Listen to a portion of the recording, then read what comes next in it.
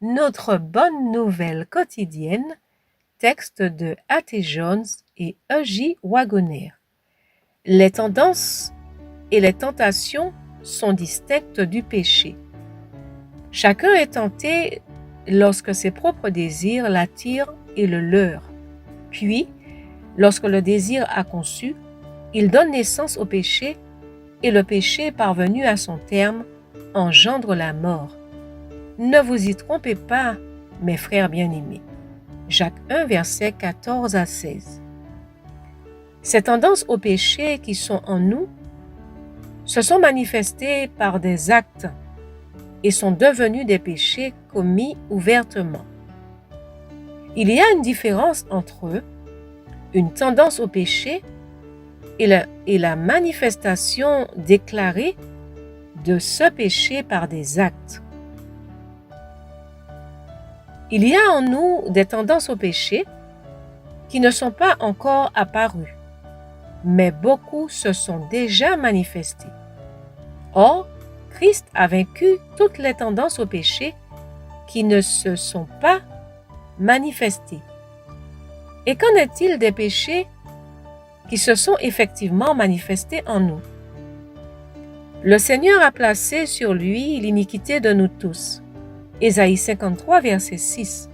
Il a porté lui-même nos péchés dans son corps sur le bois, afin que, ayant été mis à mort en ce qui concerne les péchés, nous puissions vivre pour la justice, lui par les meurtrissures duquel vous avez été guéris.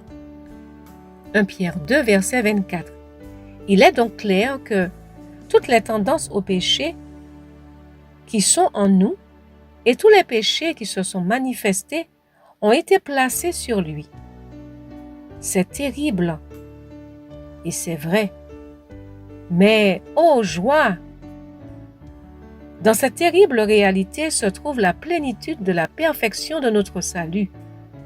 Il a vaincu tous ses péchés et toutes ses tendances au mal, et en lui, nous avons la victoire sur eux tous.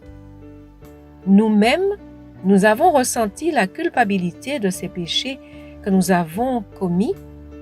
Nous avons pris conscience que nous étions condamnés à cause d'eux.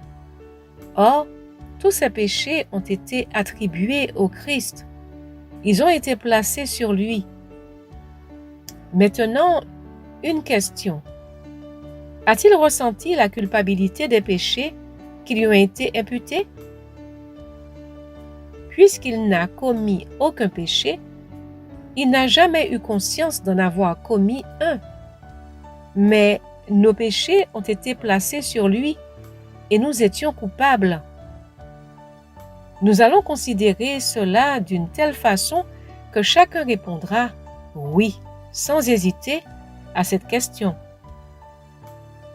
Il se peut que certaines personnes n'aient pas fait l'expérience dont je vais me servir comme illustration, bien que beaucoup l'aient faite. Elles pourront néanmoins répondre « oui ». Tous les autres qui ont fait cette expérience diront « oui » sans hésitation.